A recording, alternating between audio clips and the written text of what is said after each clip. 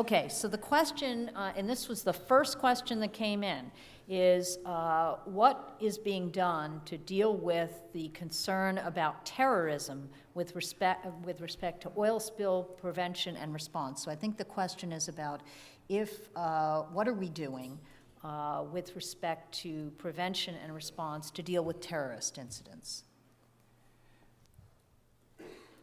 It's already on. There we go. EPA has been looking at this since before 9/11. You know, we considered trains as the most likely weapon for a terrorist. You know, there's chlorine and there's oil. So we would not approach them any differently. The only thing that would be different is the FBI would probably be there helping us. And there would be some problem at first, you know, with them gathering evidence. You know, we've gone through these scenarios on response, but, you know, we would still deal with it the same way and we would respond. But that's, you know, that's been the EPA responders, the OSC's impression that trains are your best vehicle for environmental terrorism or any type of terrorism. Anybody else want to respond to that? Tom? Sure. I'd just like to point out, several years ago, we did an oil spill response exercise in Los Angeles, Long Beach, in the harbor there. And one of the components of the exercise was that it was a potential terrorist activity that caused an oil release. So it's certainly something we pay attention to. I know we've been working with the API around security of supply, around the refining and supply chain, if you will. So it's something that we certainly take very seriously. And we've had to deal with things like the piracy off the east coast of Africa. And as a result, we just modify our operations to make sure we can mitigate that risk to the extent that we can. But it's a high awareness activity.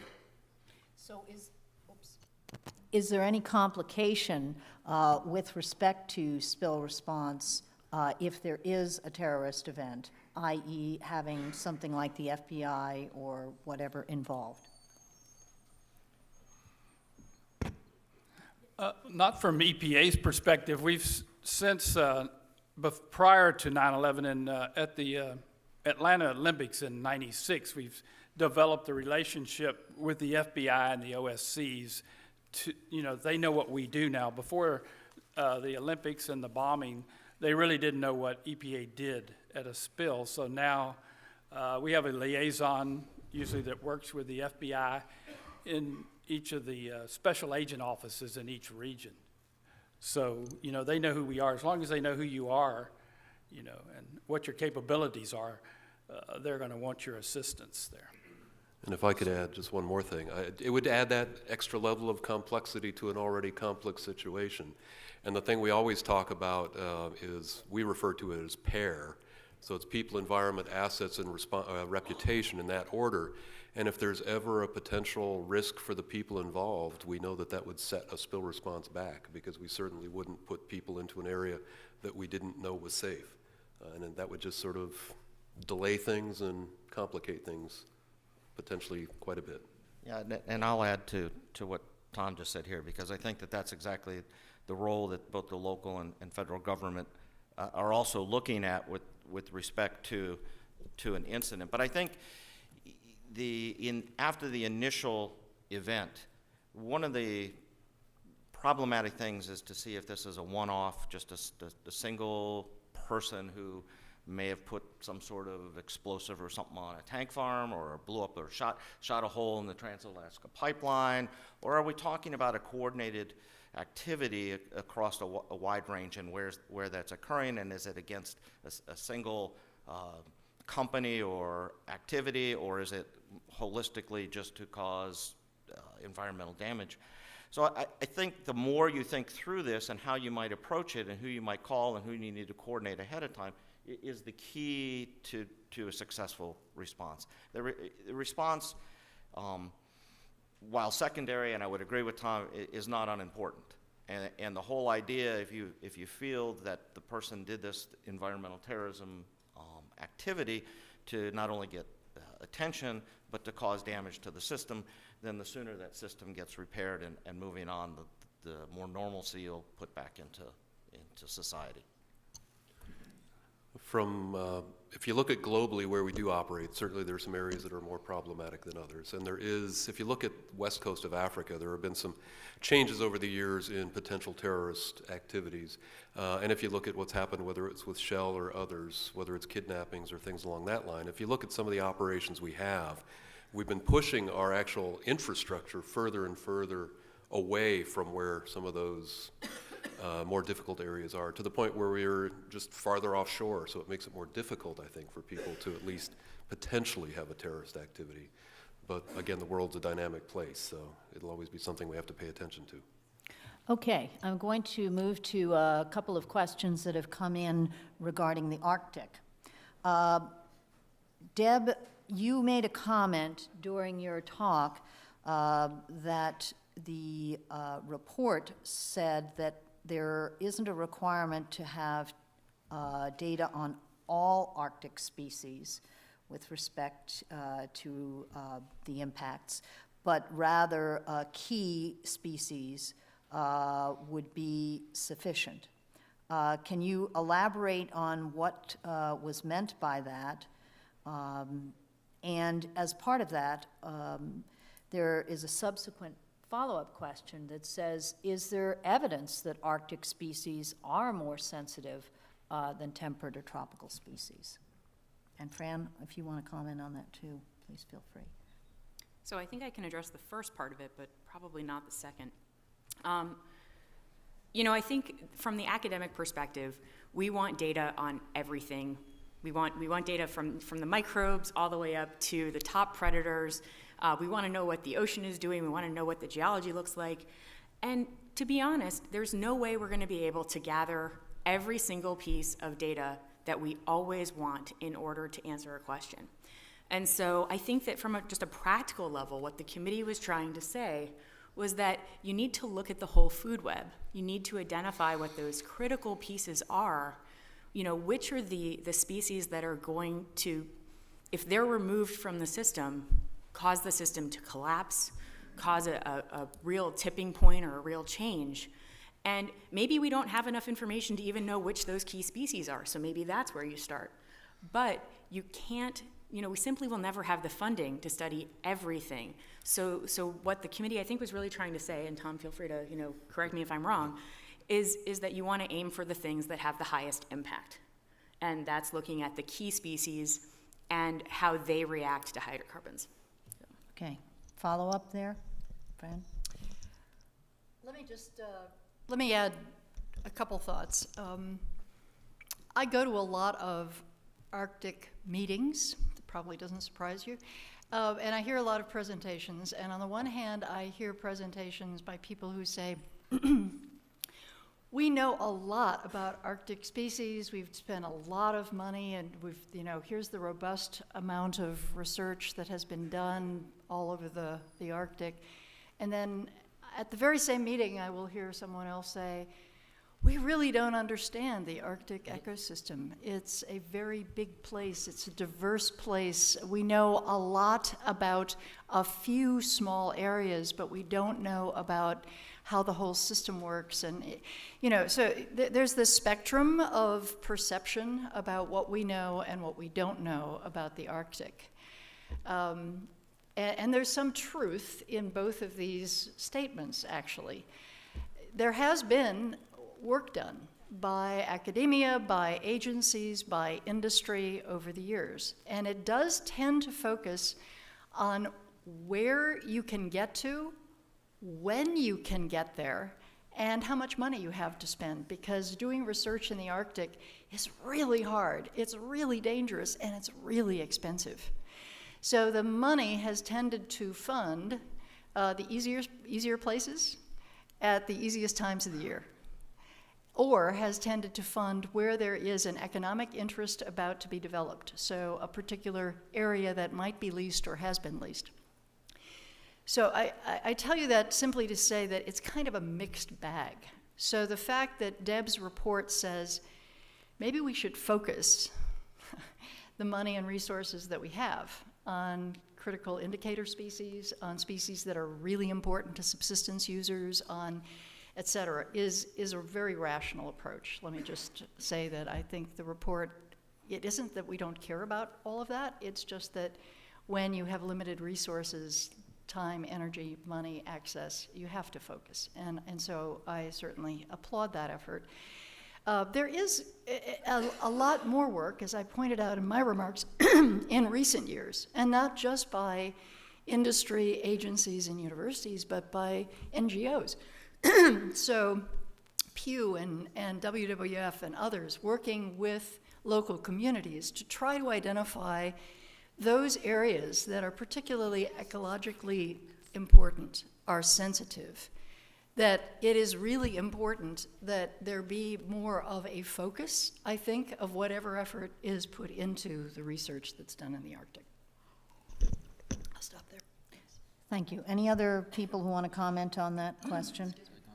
Tom? I'd just like to say, when we look at the species sensitivities from a toxicity perspective, I guess the work that Adriana Bejarano has been doing in the detox effort that I guess, is it CRRC or CSE who was involved with it? CRC. Okay, so the Coastal Response Research Center that Nancy heads up has helped fund some work, or at least a compilation of looking at the research, the data that's out there, looking at species sensitivities. And when you sort of lump them all together, you start to see that the sensitivities, regardless of where the species are from, are relatively similar. So we're seeing situations where the sensitivity doesn't really matter where that organism is from. As long as you understand what a specific type of organism responds, you'll see something similar. When we look at biodegradation rates in the Arctic waters versus temperate waters, again, we see similarities. There may be a few differences. It's not order of magnitude, but it might be a couple times, either slower or faster, depending on where you are. But we see that the discussions we would have from an industry perspective would probably be the same regardless of which area of the world we happen to be working in. We know that there are some, again, indicator species that we need to be worried about, but it's a matter of trying not to have to worry about somebody's favorite species. It's like, let's talk about the science that either supports the discussion or not. Dave? So I'll have to add just two other points and kind of build on what everybody has said. One, being something that Fran mentioned real early in her presentation, is that we're dealing with an environment, especially with an oil spill environment, where there may be oil-ice interfaces, oil under ice, oil contained in ice, and we may not even be able to get to all of it during a particular season. What impact does that, or may that have, on maybe a different or longer-term exposure to particular species in the area? And the second is, how do we tether that out from the confounding impact that we're seeing with the reduced amount of sea ice, and whether we say that's all due to climate change, whether that matters or not, we're seeing reduced sea ice. So the environment is changing, that the species adaptation to that is changing. How do we then go back and say what might be those oil impacts and what are the most important sentinel species? I will just add something, that the Coastal Response Research Center has been funded by NOAA to run a workshop that Gary Shiganaka and Doug Helton are helping us with from NOAA, where we'll be gathering scientists to discuss what we can agree on that the literature shows us about dispersants with respect to many different things. So this is scientists only, not policymakers, et cetera, and how that particularly relates to the Arctic. This is a result of the executive SUNS exercise and the senior executives in the government wanting to know what we actually know and can agree on about the science of dispersants in various areas, such as toxicity and efficacy, et cetera. So just something that NOAA is working on with us. Okay, another question, and several questions actually, focus on this idea of that all of you pretty much brought up, which is funding for these initiatives. And Fred, I thought I'd start with you on this one, and of course Tom mentioned this to you about the Inland Spills Symposium, and someone else in the audience mentioned about how wonderful that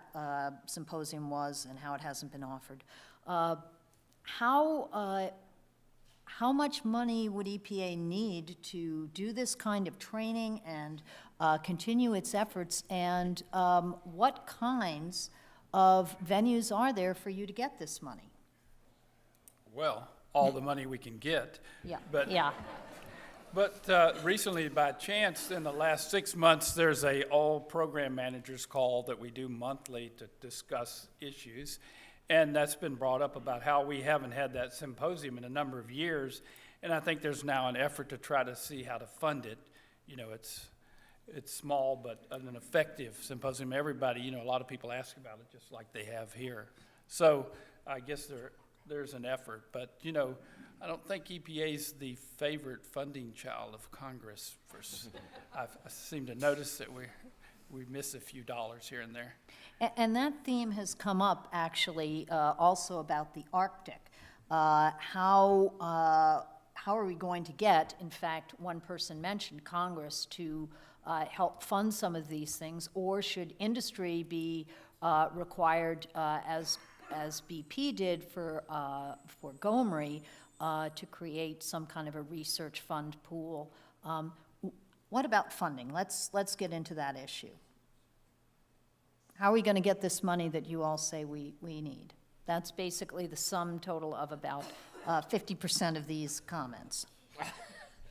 So you want me to start? And I'm going to be a little bit different, more persistent of a chair here. Yeah, let me just note that other countries do require industry to pay into a fund for research. They do require industry to pay into funds for prevention and for oil spill response. And although we do it sort of as a result of the Oil Pollution Act of 1990, not to the extent that we could or should, in my personal opinion. The Deepwater Horizon Oil Spill Commission did make a recommendation for additional funding to come from industry as a part of sort of the social license associated with being able to operate in public areas, public lands and public waters. Now I know that the industry feels as though it already pays a fair amount in the upfront leases and through a tax structure, but I think that's a big, fat, open question that should be debated a little more vigorously than it has been. Dave? So I'll. Nope. Good. All right. So I'll take a stab at a couple issues here, and I think it was brought up yesterday, and I think Fran just made some great points.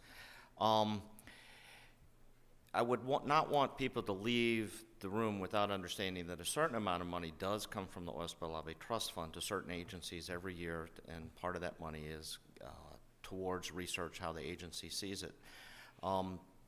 Coast Guard, Bessie, what used to be RISPA, now FSMA with the Pipeline Hazardous Material Safety Administration, and a couple EPA and a couple other entities. And certainly there's some people from the National Pollution Fund Center that are here if you really want to know the specifics. But I think the real challenge has been for the agencies as they look to how to get more research dollars is that if Congress were to appropriate more out of that particular fund, even if that was appropriate to the particular agencies to do research, or for the particular agencies to take that research money and then put it out in terms of grants or some other opportunity, that money is scored against that agency's budget. So until that process stops, then for those who don't know what scoring is, that means that the agency has to take it from another pot within their organization. So let's just say there's a finite amount. We'll say particular agency A gets $100 a year. $5 of that goes to research. You want to make that research $10. That means $5 got to come out of somewhere else in operations or wherever. It's not $5 added on to that $100. And so when Congress looks at that, even though the Oil Spill Lobby Trust Fund is a fund that is funded on the per barrel tax plus revenue that's collected through penalties and reimbursements through natural resource damage assessment, that money is still viewed as part of the overall budget process within Congress, and therefore it's a balance. Now, that said, if research is really important, then I would advocate that those who feel such would talk to their congressmen, senators, and others and stress that importance. But understanding that from an agency point of view, that may be something else the agency doesn't do. And so that really becomes a little bit problematic until that dynamic changes. Now, there are other research dollars on any given year that are part of appropriated funds out of the tax base, a small amount. Industry puts aside a certain amount towards research. But I think if we could go back through Exxon Valdez, look at it through the cycle up through Deepwater Horizon and into the future, you see, as in any disaster that our countries face, that there's an influx of activity, legislation, regulation, dollars in the beginning that ends up tapering off, and particularly with these events that are rare but high consequence, if they don't happen very frequently, then you may just have a static amount, and you're really arguing all the time to say it's important because it could happen, it may happen. Certainly we saw that, and we have a recent example in Deepwater Horizon, but I would say without another event in the next 5 to 10 years, we'll see that same cycle of reduced budgets throughout industry, throughout agencies, throughout nonprofit organizations. There'll be other activities that'll take higher priority, and we will wait again till the next event and go through that cycle. So that's just the reality of what we've seen over the years, and I would expect the same. Tom? Basically, as Dave says, if you look at, again, it's that downward pressure as soon as something doesn't happen, that public awareness certainly sort of wanes a little bit. So if we do look at what happened after the Exxon Valdez, following the Open 90 and the creation of Marine Spill Response Corporation, the fact that they actually had their own research funding was kind of remarkable, and that went on for a period of several years, but it ultimately dwindled away.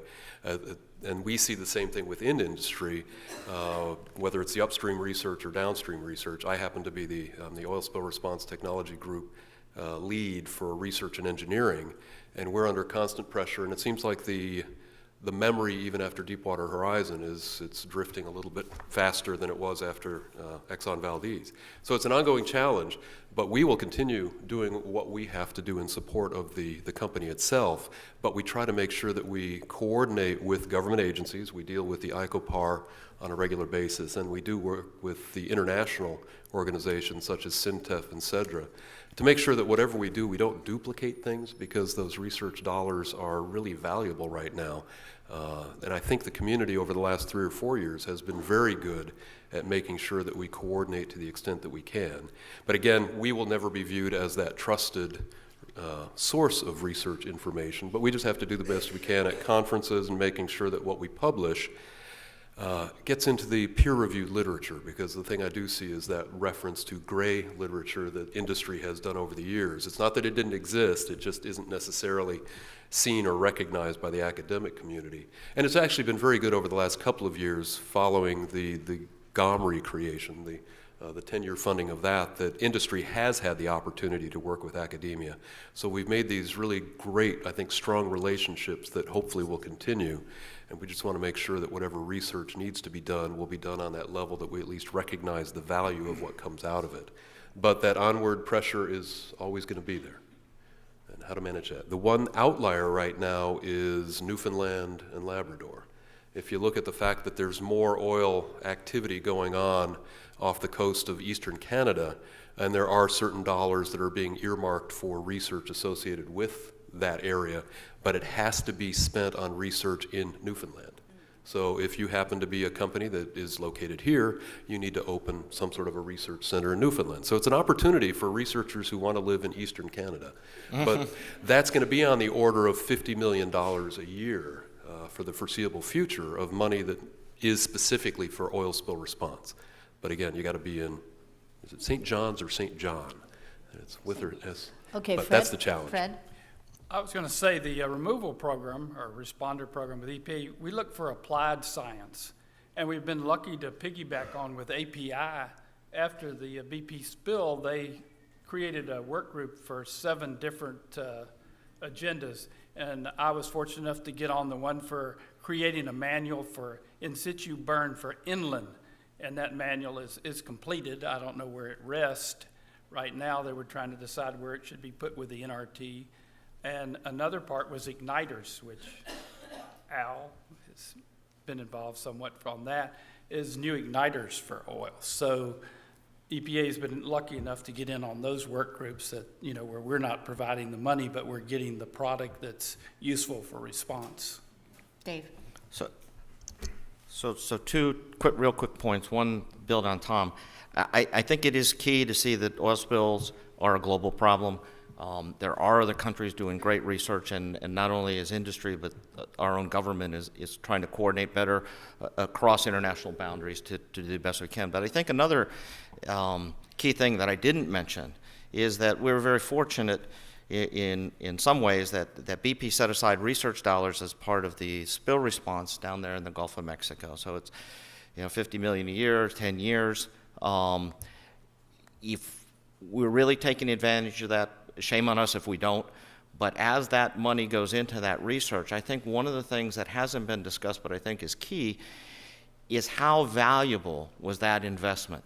And if we can show that over time, I think it sends a good message not only to within our country, to our Congress, but also to industry that there was worthwhile investment here that really moved the ball forward in a lot of areas that are important to not only the oil industry, but all the response community. So I think we should really look at some of those activities and see how we can leverage that information in the future.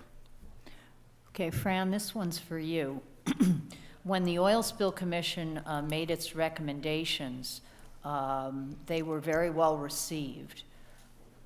Since there has been a delay and or failure to implement any of them, what are your thoughts as to how we can move them forward? Actually, quite a few of the recommendations have been implemented, which I was trying to briefly touch on during the presentation I gave in terms of specific recommendations for federal agencies particularly, and industry with the startup of the safety-oriented center, which COS, even though we had recommended it be separate and not part of API, and it is part of API, but it was stood up. And industry stepped forward with containment response capacity in the Gulf that didn't exist prior to Macondo, and on and on. So the Oil Spill Commission actually has done 2 report cards subsequent to the release of our report that basically graded the 3 main players: the federal government, industry, and Congress. And we have given pretty decent grades to the federal agencies and to industry. So it was a tough decision whether it should be a D or an F. For Congress, it was an F until they actually put the money into the Gulf of Mexico by allocating a large percentage, almost 90% of the Clean Water Act penalties, to Gulf of Mexico work. Then we moved it up to a D. But all of the other things that really require change at a very fundamental level in terms of the statutory changes that need to be made, and I will particularly call out raising the liability cap, Congress has not addressed any of them. Raising the liability cap is not a small thing. It sets a standard. It assures a higher amount of funding available if a disaster happens, but it acts as sort of soft regulation in the sense that it sets a very different benchmark. It communicates to the insurance industry and to the boards of directors of oil companies at what level they should allocate resources to reduce risk as opposed to taking chances. So it's a big deal. There were a number of things like that. So, we'll probably do one more report card in a year or two that sort of looks at the major players, but I just want to give credit where credit is due, which is that the federal agencies who were very involved in both the regulating of the oil and gas industry and the response have made some pretty dramatic steps forward to improve both regulatory regime and I'll particularly call out the SEMS and the whole approach toward moving more toward performance-based regulatory regime instead of just prescriptive, and the industry. And neither of them are perfect, but they have moved light years. So what is it that it will take to move Congress? I don't know. I mean, I really don't know whether it's the funding issue or whether it's reaching consensus on things. You know, I just want to remind people that after the Exxon Valdez oil spill, which happened in 1989, OPA 90 passed unanimously. Isn't that shocking? If you think about what OPA 90 did, how quickly it came to pass, how much of a change it really made in terms of what it did to alter not only consciousness but the laws that are in place. The contrast between then and now is stunning to me on many, many levels. And it's a deep sadness that I can't really sit here with you all and give you some sort of magic prescription as to how to change the picture. You know, I wish I could end on a happier note, but let's just say that we still have work to do. We'll move to a happy note here. So Fred, there are a couple questions relating to this about whether or not there is a loophole in the Oil Spill Liability Trust Fund with respect to diluted bitumen. Are there other cases where novel petroleum products are creating risk but not necessarily contributing to the fund? I'm not aware that there is an issue about that. So I guess Oil is oil of any kind, and if the OSC who's responding proves that to the fund center, you can get the money. Okay. I'm not sure we've had an issue. Does anyone know of a? Someone in the front row is shaking his head no. Okay, so I guess that's a question about whether or not there is a loophole in diluted bitumen with respect to the Oil Spill Liability Trust Fund. Is Jim Hoff here? We can Yeah. ask Jim. Just- Oh, I'm sorry. Bill Groh. Bill Groff from the fund center. I think the loophole is the tar sands oil is not taxed, and that tax goes into the fund. The fund is available, as Fred said, for response, but they don't pay into the tax. Okay, so that would have to be corrected by the IRS. Okay. We know how good they work. Okay. Thank you very much for that clarification. Okay, so that one. We have another question here about dilbit. Is it really a sinking oil, or is it a heavy oil similar to other products shipped over the last 30 years? Want to comment on that? I'm not the technical expert, but that's what we're trying to figure out. That's what some of these studies we're trying to do to determine exactly what's happening. One of our ERT people here was there at the Enbridge, and once that part of the dilbit leaves the oil, in I think he said 3 to 7 days, the oil begins to sink. But that's what we need to learn more about how these oils react when they go in the water, and we're not there yet.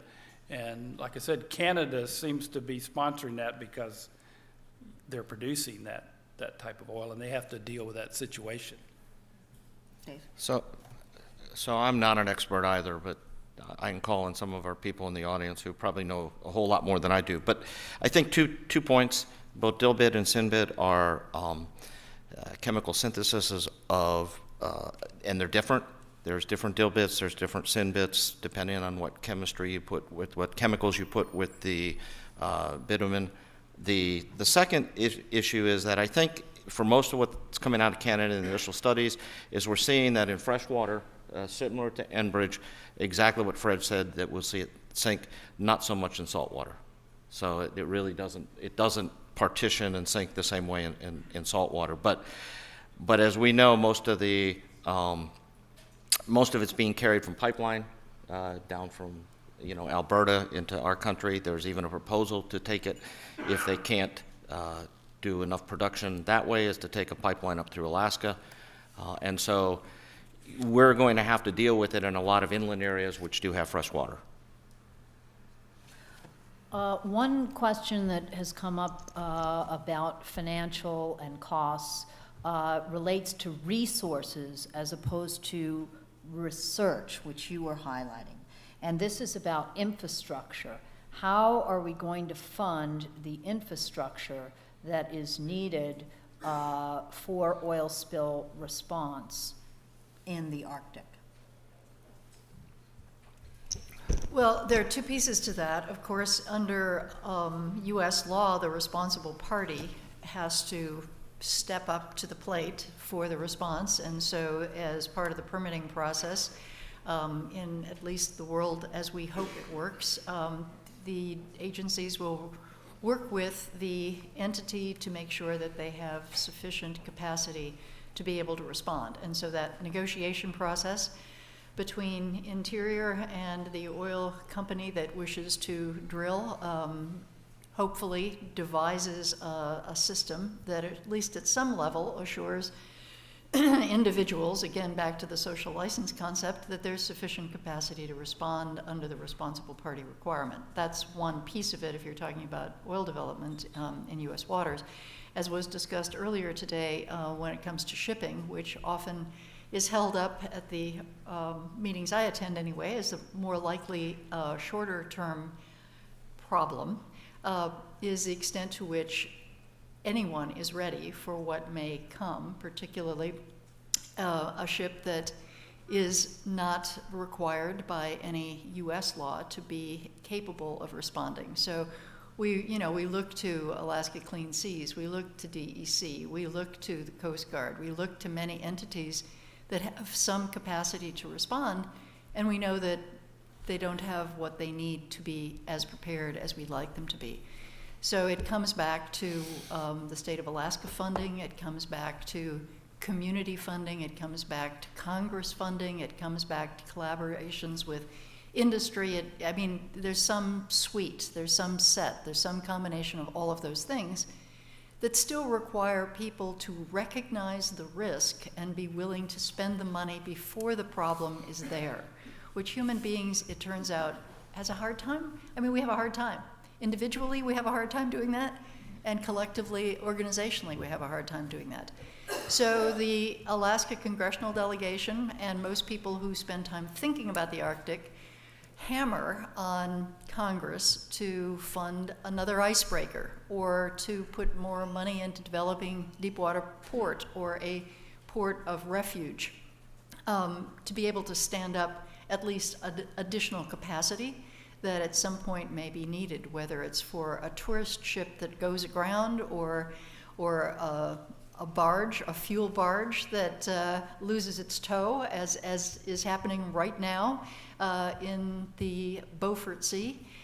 So how do you convince any entity, whether it's Congress, industry, the state of Alaska, a community, to spend money on something that they know at some point they're going to need, but they don't need it today? And part of that, I think, falls on each and every one of us as people who are somewhat knowledgeable about what it takes to be able to respond, as people who care about a region or care about the environment. I think we all have to become better ambassadors, advocates, emissaries, to explain to people who are in a decision-making role with budgets why this is important. Okay, I think Fran has the last word.